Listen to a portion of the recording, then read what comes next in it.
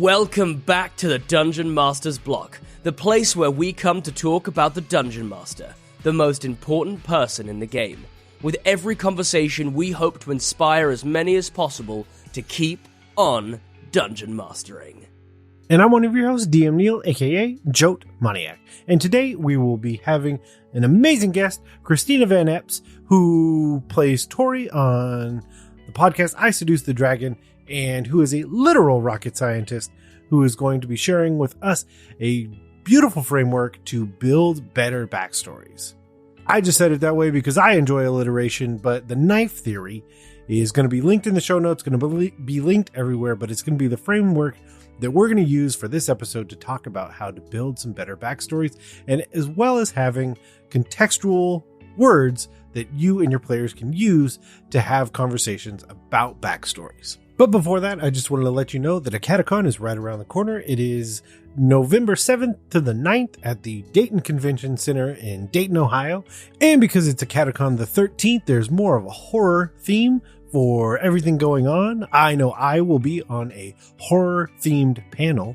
I will be running a couple horror-themed games for some people, as well as, for the first time, we're going to be having a live Dungeon Master's Block episode at this year's AcadeCon, as well as another year of Geek Wars. And I'll probably do karaoke at least one or both nights. Also, Derek will be there as well, and I will finally meet Derek in person. And I will find out that I am much shorter than Derek. That's just what's going to happen. It's what happens every time I meet someone in person. Ta-da! So, if you'd like to see Derek or I at AcadeCon this year, we will both be there. Please come find us. Say hello. Tell us about your games. Tell us about everything you got going on with D&D and the TTRPG hobby. And we will be there all 3 days. And there's a link in the show notes where you can go sign up and get your badges and check out all the events that are showing up on the schedule. But with that out of the way, let's head to the meat. I'm starving. We ain't had nothing but maggoty bread for 3 stinking days. Why can't we have some meat? The flank meat's back on the menu, boys. So today on the meet, we have Cristina Van Epps, who plays Tori on I Seduce the Dragon podcast. She's an aerospace engineer who has managed to channel a passion for math and improv acting into a long-time D&D hobby. When she's not trying to launch things to Mars, she's probably researching cryptid sightings, playing video games, or adding to her dragon hoard of a tea collection. Cristina, thanks for coming on. Thank you so much for having me. It's great to be here. Yes, I am very excited. So as a dad, I'm going to get something out of the way immediately so that we can move past it. As is with most jokes that plague me, I say them so that I don't have to think about them anymore. So D&D, running D&D is not like rocket science. And now we can confirm it. So moving on. In some ways, it's almost more complicated, depending. Yeah, okay. Perfect. Yeah, I had to get this out of the way, and we can move past that. So, fair enough. As we do with everyone, and since it's your first time here, we're going to jump into our interview section. And can you tell us a little bit about yourself that you think our listeners would be interested in? Sure. So, yes, hi, my name is Cristina. I've been playing D&D for about, how long has it been? Like almost 18 years now. Long-time fan of the hobby, dipped my toes into other TTRPGs as well. I basically came out the womb a nerd. I work for JPL, Jet Propulsion Laboratory. That's my day job. But I also do a podcast with a bunch of my friends called I Seduce the Dragon, where we are silly and dramatic and make dumb jokes and make dad jokes as well. My character in the game is actually a father, but is the worst. So it's one of those things where you get to really explore things that are very different from you. In real life, I am nothing like the characters I play in D&D, and I think that's very fun. I'm very much I like math and science, and I'm a homebody, and I, like I said in the intro, almost compulsively collect tea, which I'm obsessed with, and, just all those fun little things that I get to step out in when I play D&D. And I created a knife theory, which is kind of my claim to fame on Reddit. Yes, and that will be today's topic, and we will get into it. But I think you brought up, we'll touch on a little something. One of the most interesting things about how D&D works in my mind is that every person that makes a character does some level of self-insert. There's some element of you in every character, but also there's so much not you.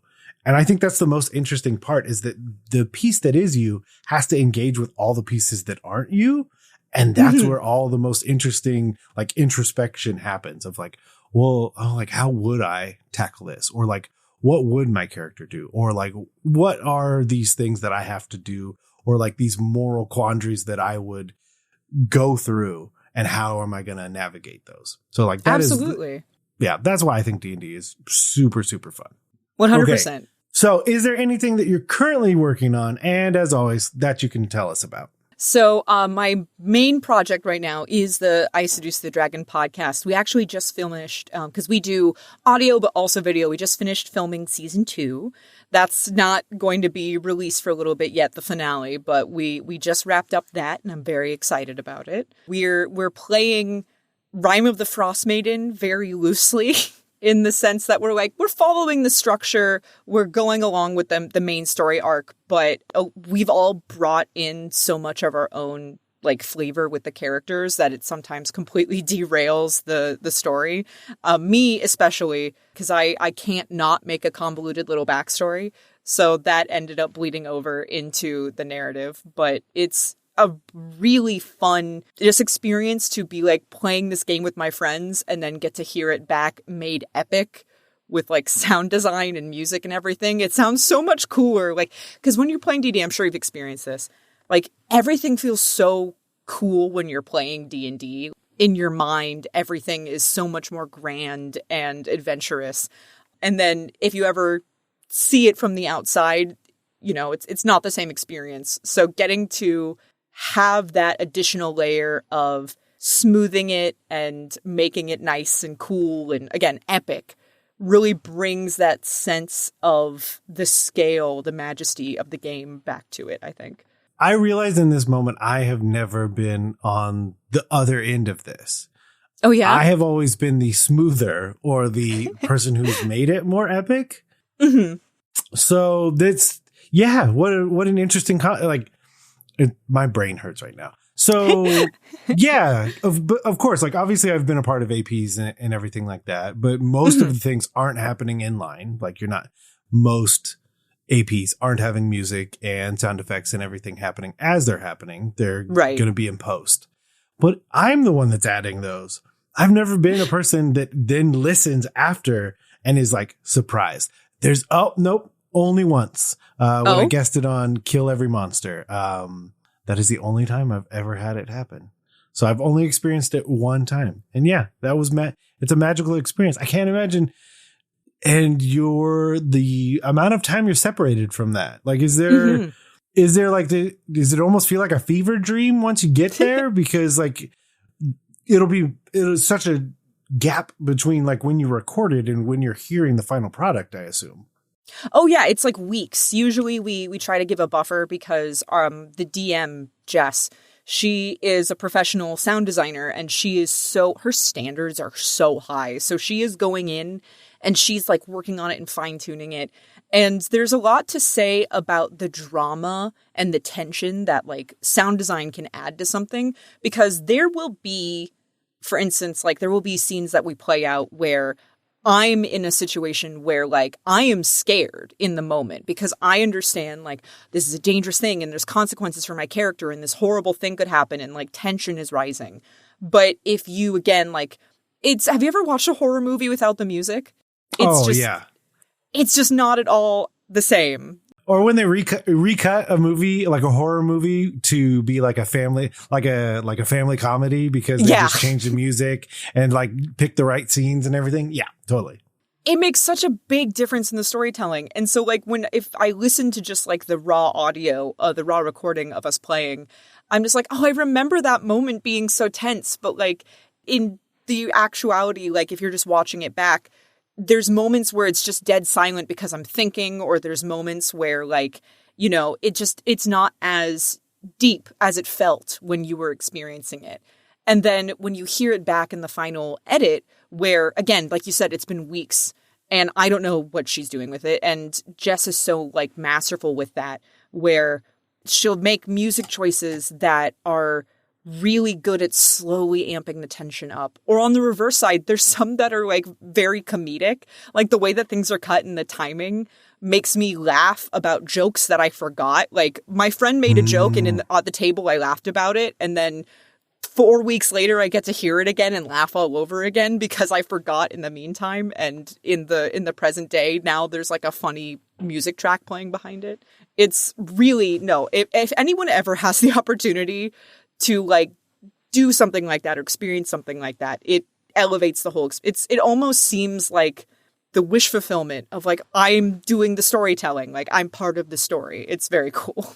Yeah. And having listened, it is one of the like top notch. I mean, it makes sense finding out exactly what Jess does. It's like, oh yeah, you're putting the polish on this. Because one of the things is there's over edit, there's under edit, and then there's, the Goldilocks theory.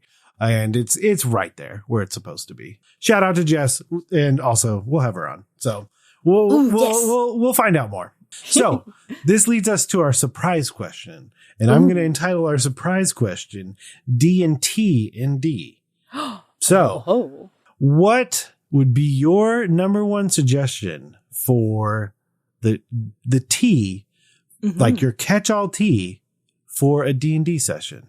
So I am a big fan of black teas, like your Earl Greys, your breakfast teas. I love something that is like caffeinated, but also sweet. And I definitely recommend that for a D&D session because I think that, something that keeps you focused helps. But at the same time, I'm very much like a dessert tea fan. I love flavors like vanilla and cinnamon. And I also love a rooibos tea, which is usually like people call that a red tea sometimes. So if you have something that is a little bit like, it's the sweet spot of like perking you up a little bit, but keeping things a little mellow, a nice, flavorful, sweet, vanilla, calming, relaxing, but at the same time, caffeinated beverage. I don't know what just I don't know what just happened because I think you just made legitimately my number one drink that I order if I go to like Starbucks or like any tea house. Have you ever heard of a London Fog? I love London. No, absolutely. They're so good. Yeah. So like that's basically what you described. So and I highly recommend with lavender in it also. Like okay, chef so kiss. So basically Earl Grey with steamed milk, vanilla syrup, and it's topped with like a light froth. Yeah, so, yeah, London Fog. Like that's my number one go-to. They're peak. Good choice. Good taste. And every time, and I can't do this joke because like it's not going to land.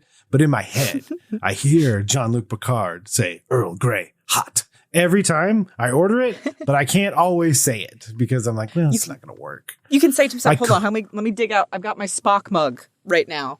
Perfect. So, yes. So the joke lands. I'm here for it. We're synced up with our drink decisions. We are of the same mind for beverages. Yeah, because you wouldn't want something that overpowers anything else that you've got going on. And I think like an Earl Grey does a good job of not. There are so many teas that I feel like we're going to get deep. We need to watch ourselves. I know. I will enable you. That's the problem. Okay. Yes, you will. So one thing to steer clear of, I think, is like the term aromatic. So if the tea itself is too strong from a smell perspective, like I would avoid it because you're kind of forcing everyone into your experience and of the tea. Like that's why I think I enjoy Earl Grey so much because it's like, it's just my tea. And like, you don't have to experience my tea. Earl Grey hot. Done. Earl Grey hot. So, as you've probably heard in the intro, we've already referenced it once before. But we're going to be diving into the idea of building some better backstories. But we're going to be specifically talking about the knife theory. And hopefully you've heard about it before because we're going to bring up some interesting things when I did my research. But before we do any of that, the number one question is, what is the knife theory? So knife theory is a concept that I came together after, having a lot of characters, playing a lot of characters, and finding what I thought was the most the sweet spot of engagement for me in a campaign and for the DM with storytelling. I have a perspective where I think, a lot of TTRPGs, these are collaborative games. It's collaborative storytelling. But I've found a lot of people at my tables who have the perspective that they're kind of just along for the ride. Like the DM is going to take them on an adventure and pull them through everything. And all they have to do is kind of just like sit back and let it happen. I physically cannot play that way. Like I can't. So I want to be engaged in the storytelling, but I also want to be contributing in a way that's not stepping on anybody's toes. So what I thought would be great is to have a backstory with these different elements in it that could be pulled in to the narrative in a broad amount of ways, like a variety of different ways, to suddenly like raise the stakes for my character or to be a surprise emotional stab, if you will, hence knife theory. I came up with the name because my DM pulled out like a element from my backstory in one campaign that it was so unexpected, and it was done in such this like emotionally devastating way, in the best way when you're playing D&D. Like it's the hurt so good kind of feeling. It goes back to where I'm always a big proponent of the idea that you don't have to feel good. You need to feel safe at the table. Yes. Yeah. Those are two different things. Yeah. Yeah. And having these things, I think I had mentioned in the original post that it's like, this is a level of control where you are crafting these knives and then handing them to your DM and saying, you're allowed to stab me with these. These are the good knives that when I'm not looking, you can just be like, ha. And then suddenly I'm like, oh my God, this thing that I wasn't expecting, this surprise, this engaging part of this element of the story that suddenly I'm sucked into and I'm so much more immersed in it.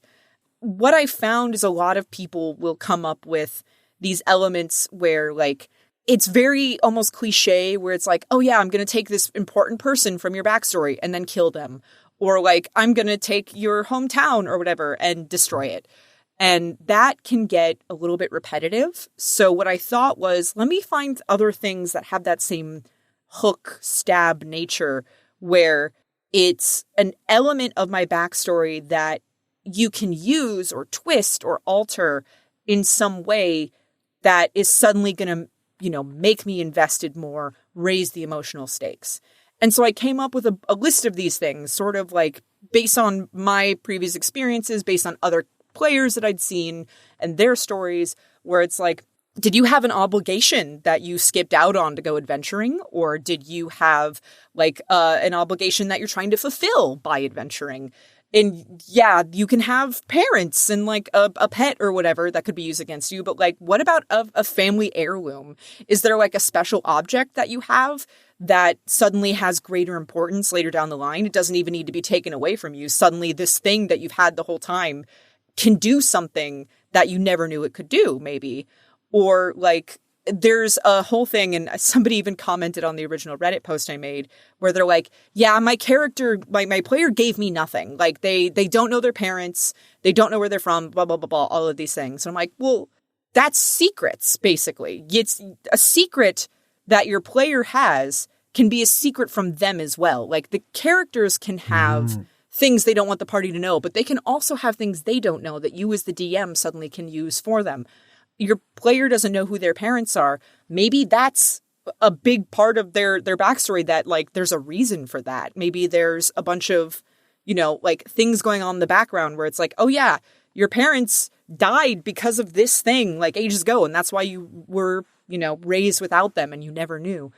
It's this theory about how you need to put these tools into your backstory.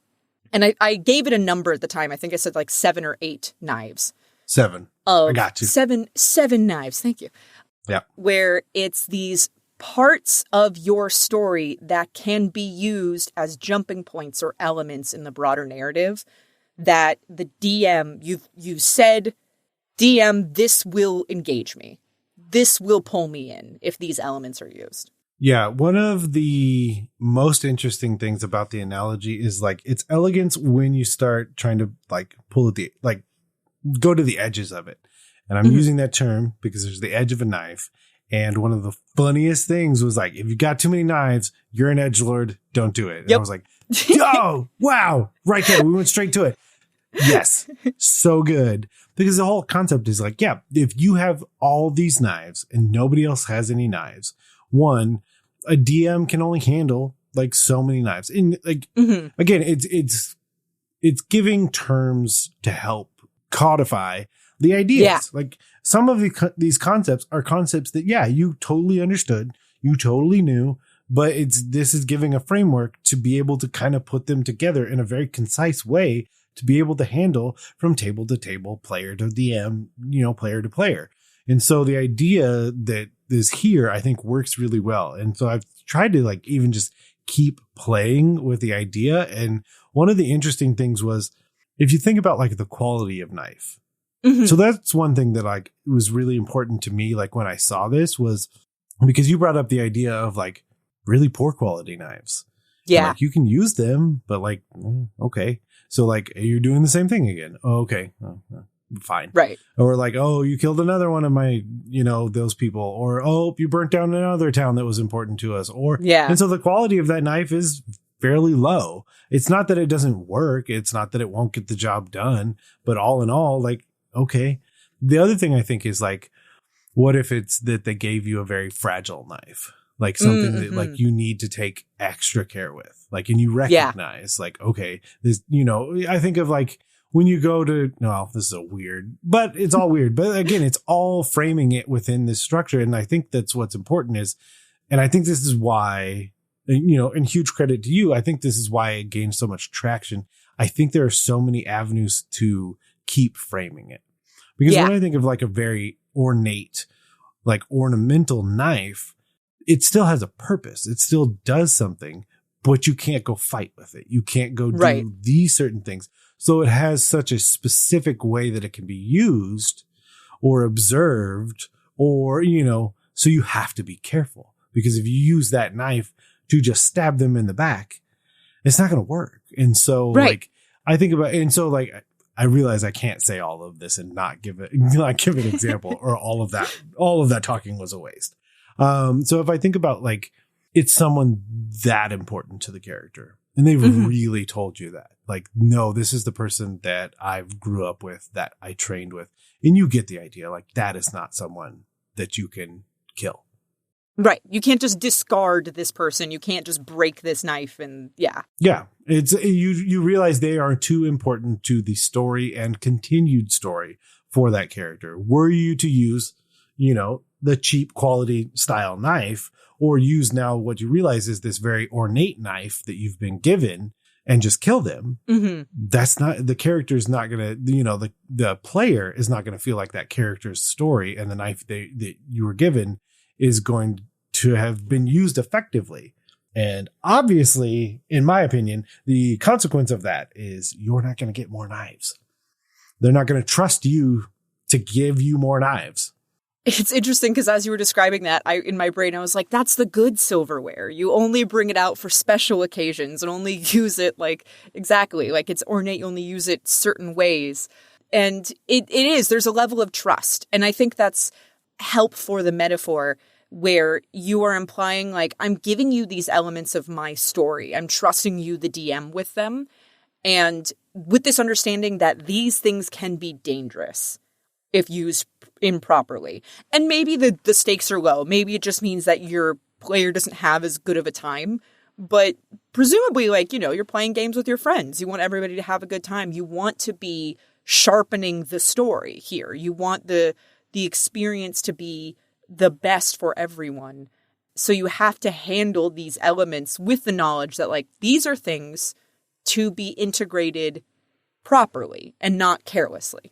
Yeah, it's that trust though, because I think of the real world experience. Like I did enough of I've done enough knife safety and knife handling that you can very quickly convince me not to give you a knife. If you mishandle, just being honest, if I were to engage with a person and they mishandle a knife, especially if I'm physically giving a person a knife and they do not use proper etiquette, I'm real hesitant to do that again because of the likelihood that I'm going to be physically harmed by that process. And so that trust is gone. right away. I'm like, oh, no, I'll just set it down here. And if you want to come pick it up, that's cool. But I'm not going to hand you a knife anymore because I don't want to get cut. Like, it's as simple as that. And you alluded to that concept also where like other players at the table can get stabbed with your knives. And if you have too many of them, it just becomes like a detriment. That idea of like the edgelord character who has this like really dark, tragic backstory and everything is a big deal for them. And suddenly like is causing a lot of problems for the game. I know I had one player in a game that I played in who basically like his backstory was making enemies wherever he went, and he had caused all of these problems because you can also develop knives over the course of a game in the sense of like, oh, you made enemies. Oh, you committed this crime and then dipped out of town. Or like, oh, you lied to this person and the consequences of that are they're going to find out and the consequences of that are going to follow you. And they kept just dropping knives everywhere to the point where the rest of us just kept getting stabbed. And it became a problem where we're like, dude, can you not? We're trying to do stuff and you have way too many knives. I like it because of what you're describing. It also helps frame conversations between players, because sometimes it is hard for players to engage with each other's backstories if you don't have a common language to do so. And using the knife theory starts to give terms. I was actually talking to someone today. I remember being in my statistics class and just being frustrated the whole time because I quickly realized like you're just making up words for things that I know the whole time. Like these are all concepts that like are not foreign to me, but you're just using names for them that I didn't know. And I just need to remember the names that you want me to say. But like for the most part, this is just math I could do, but you just want to say something different about it. And but at the same time, that's important because when you're looking at those statistics, and I'll move away from that now because I've said too much about math. But if you're looking at the knife theory, I'm an aerospace engineer. You can never say too much about math. I know, but once you're looking at this knife theory, if we all have the same language to use when we're referring to our backstory, it makes it easier to have conversations to say, hey, that's not working. You have too many knives. And that's not, I mean, out of the table, that's super weird. But at the table, like that's a conversation that works. And the reverse is really true as well, where you could say, hey, I notice you don't have as many knives as you used to. What is there something we could do about that? And that can be above the table. That could be me as the DM recognizing that and pulling the player aside. It could be you as another player recognizing that somebody's kind of drifting into the back and they don't have as many knives anymore. And what are the reasons for that? I mean, it could just be that they're cool with it. I mean, I'm terrible at this.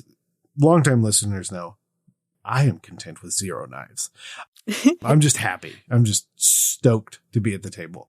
And sometimes that's totally fine. Like this is all very much, like an optional tool to use. And because there are players, and I've been in campaigns with them, I've DM'd campaigns with them where I'm like, hey, are you good? Like you're not really like driving any action. Do you feel like you're getting the spotlight enough? And they're like, no. I'm having a great time kind of just coasting along and watching the story unfold. And that's totally cool. Like you can go into this being like, I'd prefer not to get stabbed actually. So I've given you no knives. Yeah, that's no knives for you. You still have all the same tools to incentivize like that certain type of play. Cause like that's the way D&D is structured. You have advantage, you have inspiration, you have all of these tools. So then when someone does either use their knife, give you a new knife, do all these things, start using those tools, give them inspiration, give them advantage on certain checks, give them certain things. Cause if there's a certain style that you're looking for, as always, that you're looking for, like inspire that style through the mechanisms that you have inside of the game. There's a really interesting combination of things that you can do with this concept as well. To use the character that I play in I Seduce the Dragon, my character, I gave a bunch of knives to the DM. One of them was that my character's a deadbeat father. He walked out on his 2 children. So like that's the failure of that obligation of fatherhood, but also the children themselves. Those are like 3 knives. And then additionally on top of that, my character is a were-tiger. He was cursed, essentially. And the person who cursed him is still out there, presumably. And so that is another knife. It's like, I have this ongoing curse that I have to deal with, which is also a secret. And that's another knife. Like, all of these things nest with each other. There was one instance where our DM used them in such an effective way in a way I was not expecting in the slightest, where my character's son came looking for me. And it turns out that he was also bitten by the same guy and is also a weretiger now. So, like, my failure to protect my family and also my curse and the fact that I walked out on them, all of that came back to stab me at the same time with, it's like, hey, your son's here. He's cursed. It's all your fault. And now you have to deal with that in the story. And now I'm like, oh my God, I have been stabbed 6 times in quick succession, but it's beautiful and it was unexpected. Like, she could have killed off my kid for, like, the drama of it, but chose not to. Chose to utilize all of the tools I gave her in this way that completely subverted what I thought was going to happen and really drove, like, my character's inspiration. I'm like, oh, I'm so motivated to do this quest now because the stakes are so real for me because of what I gave you, essentially. And this is one of my favorite parts about using this analogy. So you've talked about, so in the original post, there's a term that you use called a big knife. And so one of the things that again, just using the analogy to have common language, it's really funny to have the idea of reforging a knife. And so like the kind of what you laid out there is the DM taking those 3 knives and like melting them down and reforging them into a larger blade. And you're like, oh yeah, I gave knives. I'll get stabbed by this knife. And you're just calmly standing there. And then this broadsword blasts through your chest from the back. And you're like, I only gave you knives. And this, what is this? Where did this come from? Yeah. And it's such a big impact for sure. Absolutely. Yeah. Yeah. But in the same way, again, to just stay with the analogy. And again, this is why it jumped to the front page of Reddit as we talked about, which is, again, had to have been a truly mortifying experience. It was harrowing for sure. Yeah. Scary. It's like, this is either great or the worst thing that has ever happened to me. But the idea is reforging it in that way. Again, you have to wield that differently. It's not a knife anymore. It's a big knife. And what kind of knife is it? And like, how do you implement that? You have to be, again, everything is different now. And so the idea of the big knife is also really interesting, especially if I can figure out how, let's say, your knife and another player's knife can be reforged together. And so like these are the kind of things that I start to think about when thinking, okay, so this knife and this knife. Oh, and that knife. Okay. So now this is really interesting. And these 3 can kind of play together. At the same time, one of the other things I think of is how at odds certain knives could be that I've been given. Yeah. So if you're, again, I can't just do analogies. I need to do examples. I've been bad about this over the years, and I apologize, I love listeners. An example. Again, I'm an enabler. I say go for it. Only analogies work with but like random example. So you could easily have 2 villains in 2 players' backstories that are completely at odds with each other. One of the most interesting things to do in that scenario is figure out who wins. So now you have potentially one player character's villain having offed the other player character's villain. And that's a weird scenario to put these 2 player characters into. And like, what are the echoes of that? Yeah.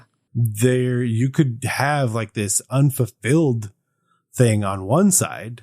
Because is the player okay with that, or are they not okay with that? Now imagine them doing all this and getting to all this effort only to find that the throne that they're seeking is empty. Right. Because that king's already dead and has been. And again, it could be completely fulfilling. They're totally okay with that. Awesome. My work here is done. Or just feel like, what a letdown. And now what do I do? There's a metaphor that I can make out of that with in knives of incompatible metals. If they're made of different metals and you try and forge them together and you end up with something that's weaker than when they were separate because the alloy just doesn't mix right. Yeah. I've experienced that where you try to mix players' backstories in such a way that one person ends up unfulfilled because it's like, oh, this goal that I was chasing isn't my goal anymore, or it's suddenly about something else than I originally intended for it to be. That's so good. So one of the other questions that I've had, and we're going to knock it out of the park. I believe in us. But so what would you do? Let's say we're both listeners and we have tables that have been going on for a while, and we've decided we want to implement knife theory at our longer running table. Like, what advice do we have? Like, what are like some pieces of advice we could give? Because starting out new, that's pretty straightforward. Just implement this as part of your character creation process. Walk through, build knives, get knives from the player characters as they're building their backstories and their characters as a whole. And you can start getting them from fresh. I think it's pretty straightforward. But a longer running campaign, I think is a little like there's a lot more nuance to that process. But like, what would be kind of your first step? Like if you were going to implement this to something that was already in motion? I would definitely look back through the campaign itself to see if there have been any knives that may have been carelessly dropped or have been forged during the campaign. For instance, every campaign, there's like that one NPC that the party latched onto for some reason. That's now a knife. That guy could become very important or could be in danger or suddenly has like a heel turn and is the enemy now. Like there's a whole bunch of ways that could be utilized. Or maybe there is an item that the characters have. It could have been picked up as a goof. There was one campaign that I was in where we went to a town that was having a cheese festival as a goof, like just as like a silly thing. And my character bought a bunch of cheese and I had it in my inventory for ages. And you could find a way to turn something like just an item the characters have been holding on to for no particular reason into a knife, where it's like, oh, I could use that. And that will be a surprise because you've had it the whole time and you didn't know that it could stab you. And there's different elements of like, oh, this thing that they did in one point, they had a rager in a bar fight in this one town, and then they skipped town in the morning to avoid the consequences. Well, it turns out that like that barkeep remembers them and has a cousin that they complain to about, and you go into another bar and that barkeeper recognizes you guys, and suddenly there's a whole conflict with that. The experiences that the players have already had could be very fertile ground for pulling knives out. But additionally, you can always just go back and to the players, even as you're playing. Like could be playing for years, and you could say, hey, what's a bit of your backstory that like we haven't really talked about? Maybe it's something that over the course of the game, as your character evolves, has developed. Because just because you write the backstory at the beginning of the game doesn't mean that you don't fill in additional details later, you know? Like we're always thinking up new things and new facets to our characters. So I don't see anything wrong with just going to your characters at any point in the game, your players, I mean to say, and saying like, hey, what's a knife that we may not have had or explored that could be interesting to integrate now or in the future? Yeah. I really like the idea of starting and like picking up as many as you can first and foremost and kind of seeing where you are. Because I think I realize that's probably the best place to start, because I think that might give you a pretty solid gauge of like who's got a lot, like who at the table already has a lot of knives, or at least a lot of knives that, you know, as the DM, you're already like, okay, we're good. So-and-so has a lot of knives. I don't need to delve into this person more. They've got enough material here. Yeah, for sure. I will stab them. We're fine. But this other player, did they not? Or they're a little harder to read, or their backstory just isn't as fleshed out, and so then you think to yourself, okay, that person's a lot easier to go to directly and say, hey, what are some aspects that you could give? And I think the other really important thing is to like trying to think of like more interesting questions to ask rather than like your tropes. Because like even going all the way back to like, you know, lower quality knives or things like that, trying to figure out like more kind of off the wall things. Because one of the ones on the list that I like, every phobia or trauma your character experiences or has experienced. Big fan. I mean, obviously be careful because, you know, character player and all those things, as long as we're not crossing over and like freaking somebody out because they just don't want that. But exactly. Like, that can be a ton of fun. I can immediately think of that. Like if you have, even if it's a running joke where it's like, oh yeah, my character's afraid of spiders and it's been played for laughs this whole time. But that could be an amazing storytelling beat where that character has to overcome that fear in order to help the party maybe. Like maybe everybody was kidnapped and they're in this cave full of spiders and that character is petrified of them. But that's such a big and grand story moment to try and overcome that fear in order to really have that heroic moment. And the way this one's worded is that you have it down as every ongoing obligation or loyalty your character has. I think framing it that way is not necessarily how I frame it or most people frame it but it's really good because it's like, no. Who are you loyal to? Who do you feel like you're obligated or like what obligations do you have? And that's always interesting to or who are you beholden to? Like, finding the word that kind of hits for that player of like, okay, well, no, like the paladin might say my order. Right. And so you're like, oh, okay. And so like, that's your knife, like whatever their order is, you feel beholden to them. Or like obligated. What if they ask you to do something then? Yeah. They could come in and that could be a conflict where like you have a quest that you're doing and suddenly your orders come and they have something they really need you to do. And you have to be like, well, what do I choose? Like I have to, that play of conflict, but also it's that idea of like, when you're saying like someone you're beholden to, I think that's very good wording for it because it's also this idea of like a mentor could be a knife. It's somebody who you respect. It's somebody you trust. It could be like your favorite book author in universe. It could be like, oh, I have a loyalty card to this one magic shop. And if anything were to happen to that magic shop, it's going to affect me because I care about the store and its products very much. It's this idea of like you are giving yourself things that you care about already baked in. Yeah. And I like that. You kind of hit on something I feel like we may not have hit on as much. They don't all have to be super terrible. Yeah. They just need to be something. So that's the whole point of the knives. Then not everybody has to die and it don't have to actually be stabbed. The idea of the author thing or artist or magician or wizard or cleric or monk, like it literally, or, whatever class, whoever they look up to, they're in town or they're nearby. And so this might be your only opportunity to go see them.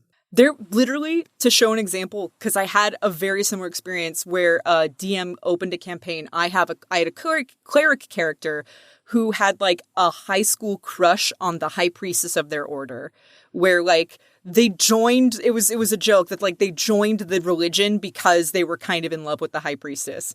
And there was a festival that was happening where the high priestess was like, she would personally like give the award to whoever won this competition. And because the rest of the party knew that my character had a crush on this priestess since they were a child, everybody came together in this really elaborate scheme to help me win. It was the most fun. And it was literally just like, suddenly the entire party was engaged because they're like, oh, well, this is a person you really care about. So we gotta win this for you. And like, that's an example of how it can pull other people in with your knives, but also it can be very joyful because, suddenly I was like, well, I have to participate in this competition because she's here. That's awesome. Yeah, see, exactly. And that's the other thing is like, you have to find it, like making every other player aware of every other knife. No, like that's not true. That is absolutely not going to happen. But making other players aware of certain knives, yes. 100%. And finding where that line is, that's the difficulty for both sides of the screen. And also, again, that even if we want to kind of say it, like it goes back to proper knife etiquette. If you just take a knife from me, that's not proper knife etiquette. But like the idea that I'm holding the knife and you're just like, blah, and you pull it. Oh, I'm probably going to get cut. If we're not agreeing about how this knife is being transferred between the two of us as players, or even as DM and player, it can go sideways really, really fast. But once everyone is aware and knows, like, this is how we're supposed to handle these things, it can be very useful and very rewarding. Yeah. So, yeah. And once you get used to the process, though, like, it's super fun. Who cares? You know how much fun you can have with a knife? You know how many cool knives there are? You know how many cool knives there are? You know how many sick tricks you can do with a knife? Yes. Absolutely. Favorite knife? It's called a karambit. Go look it up. It's super hard to disarm, and it's my favorite knife by far. It's the one I trained the most with. Ooh. Yeah, there you go. Karambit. There is no easy segue out of me giving that knife recommendations. Nope. So one of the fun things we like to do at the end is there any homework that we could give people? They could either read, they could watch, they could experience to kind of get used to the knife theory.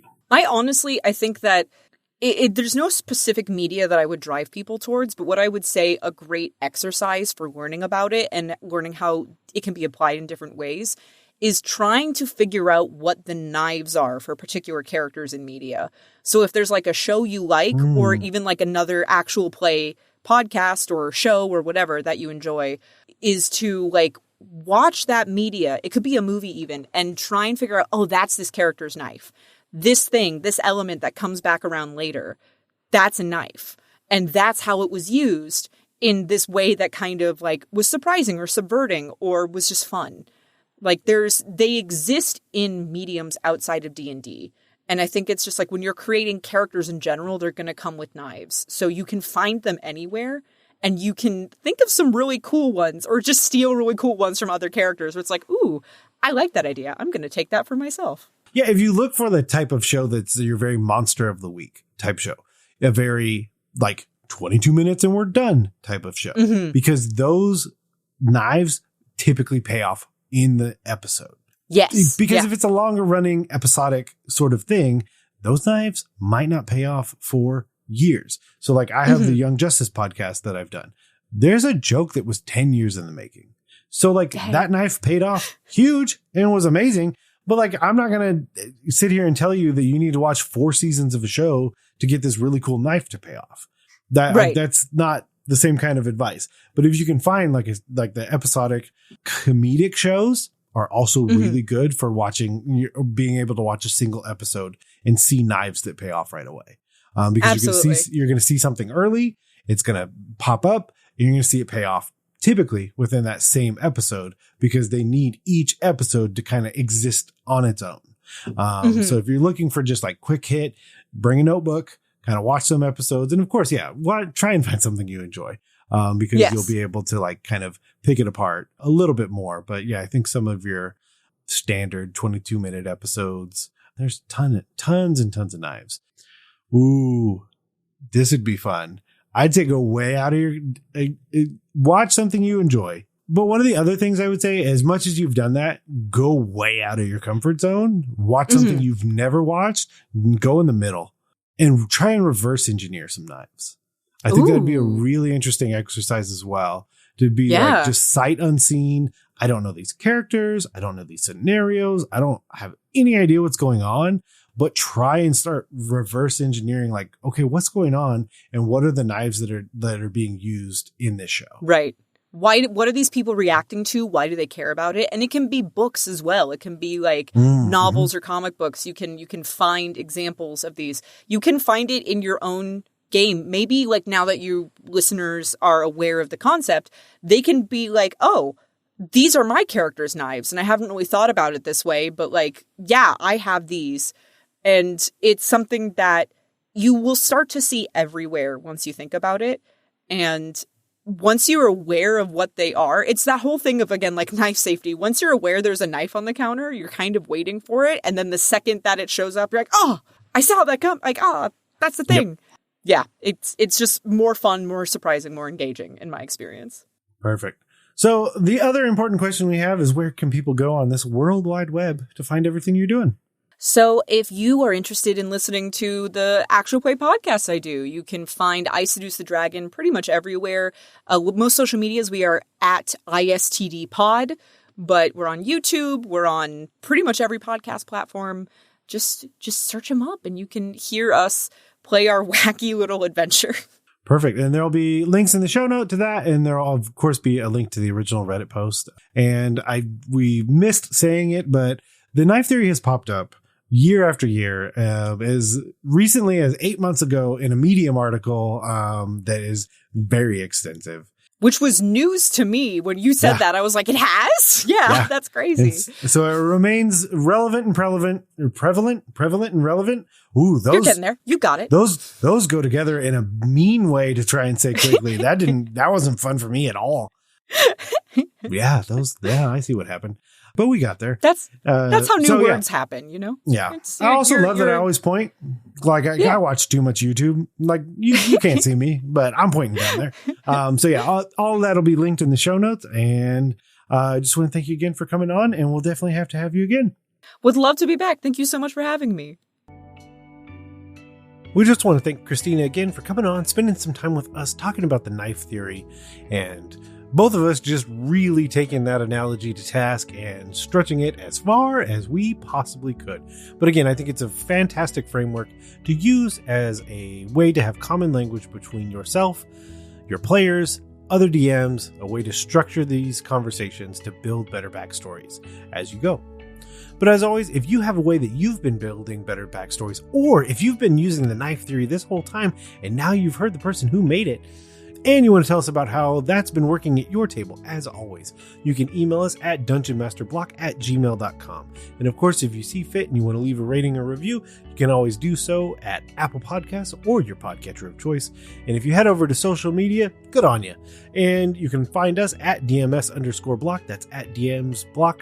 Or for everything else on the network, you can always go to blockpartypodcastnetwork.com, where you can check out other shows like Dungeons and Dragons and Daughters, The Bad Venture Club, We're More Than Our D&D Characters, and more. But as always, thank you for listening to the Dungeon Master's Block, the place where we come to talk about the Dungeon Master, the most important person in the game, the only person capable of playing gods, killing characters, and lowering the ego scores of everyone else at the table. I'm DM Neal. Good night, good luck, and keep on dungeon mastering.